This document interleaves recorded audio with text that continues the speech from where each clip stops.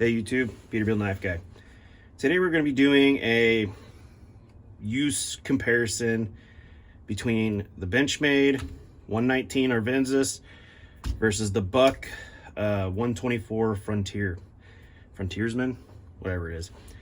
I figured these would be a good comparison between each other. Both American-made knives, both stainless steel, both about the same specs.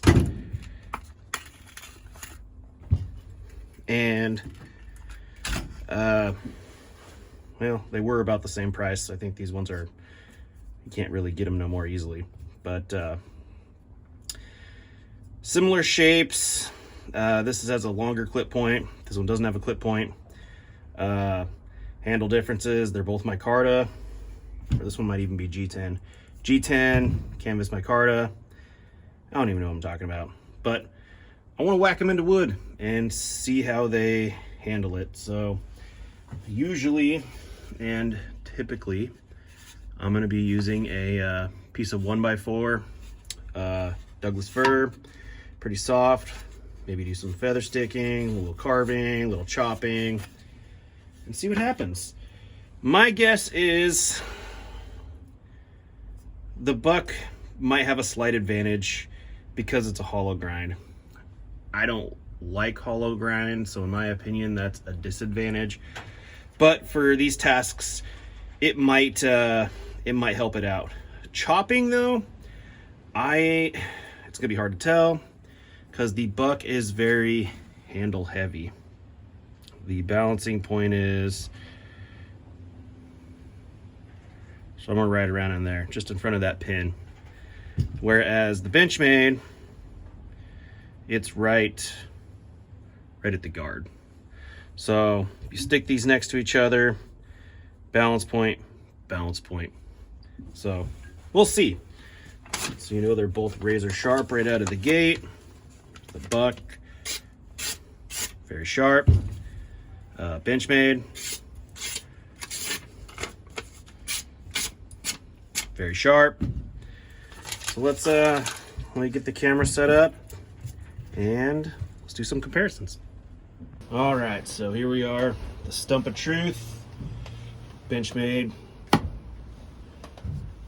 Buck. Let's see which one does better. Let's try stabbing. Let's see what happens. You know, the Buck beat it, but it could be placement. Let's try that in reverse. No, just the wood. They both stab relatively similarly. Yeah, they're both stabbers. They both stab about the same. That's not even in camera, but whatever.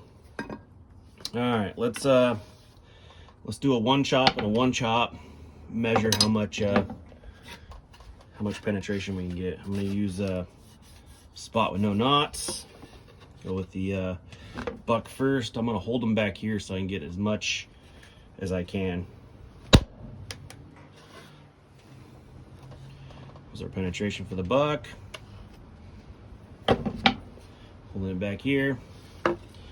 Now let's see our penetration for the Benchmade. I have to say the Benchmade just went a tad bit further than the Buck. Let's do it one more time. Try it out. Buck.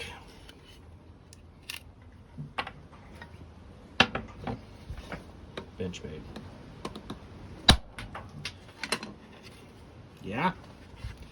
You know, shockingly, so here was Buck, Benchmade, Buck, Benchmade. Now, I think that is due to the geometry, or not the geometry of the blade, but the weight difference. Not the weight, how do I pronounce? Not the weight difference, but this thing is so handle heavy, where this thing's more balanced.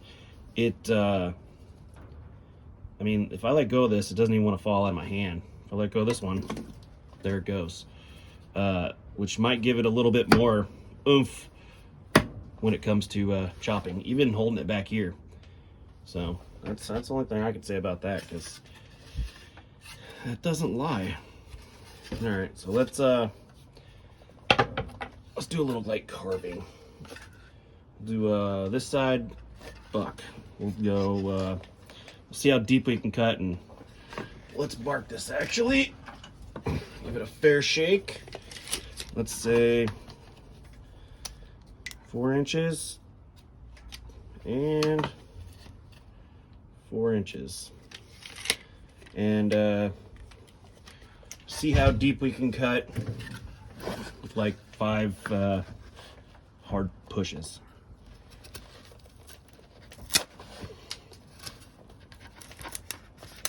There's a knot. 3, 4, 5. Not bad. Let's flop it around. See what the Benchmade can do.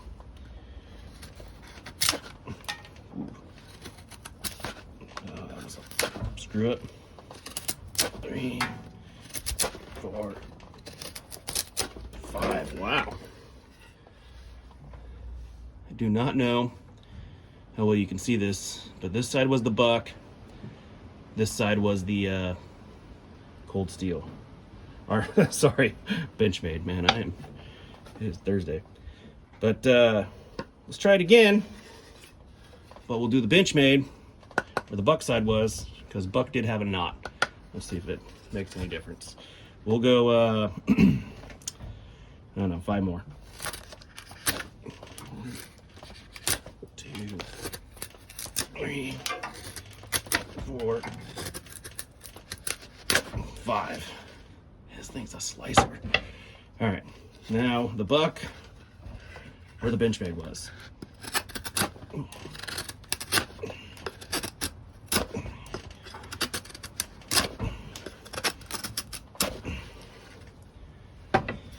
That was as hard as I could do it. You know, they both slice pretty good.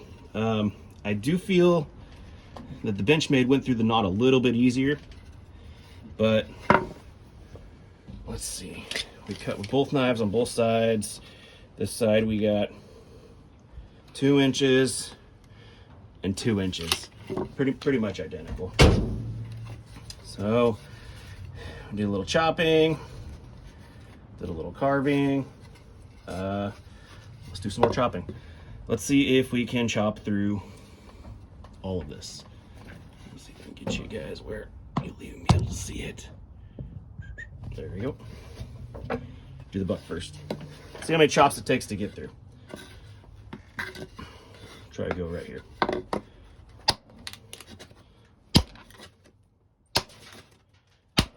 4, 5, 6, 7, 8, 9. This thing just not a chopper. There's just no front end weight to that. I stopped even counting. You guys can count. But it was a lot of swings, and it didn't seem to want to hit very hard. Oh no. Oh wow.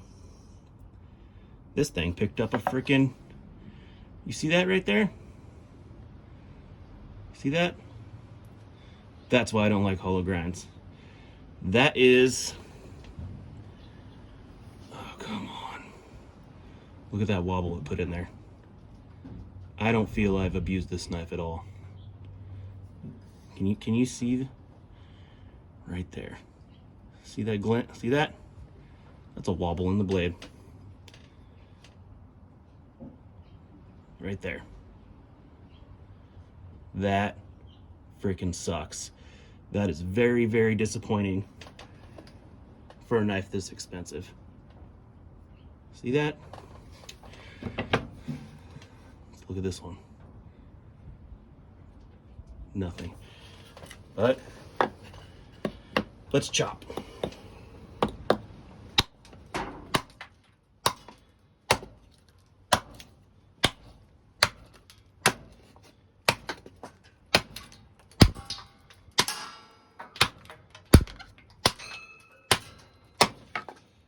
Wow, here's a knot.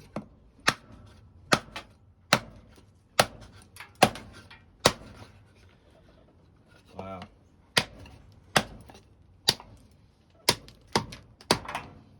That kind of pisses me off for a $200 knife. Let me get a piece of paper, because this one obviously chopped better, but let's do... Give me 1 second, I gotta grab a piece of paper. Okay, found a piece of paper. So, after that chopping, this is straight from chopping. Around the hole, let's try it. See if there's any burrs in here. Right out to the tip. Still sharp. The frickin' buck. Man, that makes me mad. This is a very expensive knife. Very expensive knife. Right there. Oh, it wasn't even in camera. Here, right there. That right there. Right where you see the glistening. Frickin' BS. Frickin' BS. Your frontiersman knife can't chop. This makes me mad a little bit. That is an expensive knife. That is. They are similar thicknesses. Frickin' hollow grinds. You know, you should be able to sharpen out a wobble, but it wobbled all the way back beyond that edge. And I'm cutting through a very soft wood. Douglas fir. This is not a hardwood. This is shit wood. Easy to cut. That's crazy. That's freaking crazy. I don't know what to say about that. Well, that is going to conclude this one. I still believe that the buck is just, the hollow grind's got to go. If this thing was full flat grind and a little bit more balanced, it would be fantastic. But for some reason, I don't know. Why would you hollow grind a knife this big? It doesn't even make damn sense. This ain't your skinning knife. This is a frickin'... Man, that pisses me off. Look at that. Frickin' bummer, man. Yeah, I don't know. Anyways, thanks for watching.